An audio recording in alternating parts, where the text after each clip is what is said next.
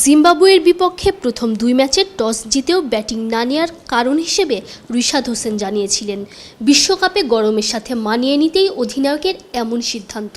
পরের দিন সাংবাদিকদের করা ঠিক একই প্রশ্নের জবাবে ক্ষেপে গিয়েছিলেন দলের সহকারী কোচ নিক পোথাস।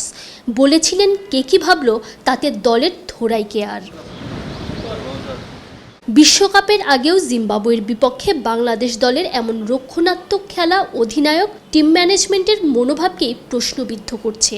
জিম্বাবুয়ানদের নিয়েও টাইগারদের কেন এত ভাবতে হচ্ছে, জানালেন পেসার তাসকিন আহমেদ। যতই কথা হচ্ছে জিম্বাবুয়ে নিয়ে, আবার যদি একটা ম্যাচ হেরে যাই তখন কিন্তু আবার অন্যরকম কথা হবে যে জিম্বাবুয়ের সাথে হারছে। জিতলে ক্রেডিটটা কম পাই আমরা ছোট টিমের সাথে খেললে, কিন্তু হারলে কিন্তু সবাই বলবে জিম্বাবুয়ের সাথে হেরে গেছে।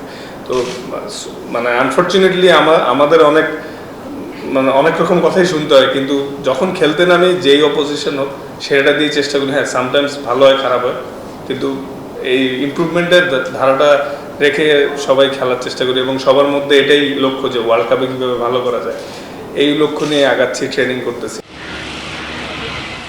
অর্থাৎ ভাগ্য খারাপ হলে যদি পচা শামুকে পা কাটে, সেই ভয়েই এই সিরিজে সেফ জোনে খেলার চেষ্টায় আছে বাংলাদেশ। অবশ্য টাইগাররা নিজেদের দুর্দশা নিজেরাই টের পাচ্ছে। তাসকিনের আশা, পরের দুই ম্যাচে অন্তত আরও ভালো খেলা উপহার দেবে তারা। লক্ষ্য তো সেমই, সব যেখানেই খেলতে নেমি, যাদের সাথে খেলতে নেমি, সর্বপ্রথম লক্ষ্য থাকে জিতা। আর আসলে আমাদের প্রত্যেকটা প্লেয়ারই ইন্ডিভিজুয়াল আলাদা আলাদা রোল আছে, সে তার রোলটা অনুযায়ী খেলার চেষ্টা করে। সামটাইমস বেটার এক্সিকিউট হয়, সামটাইমস কম।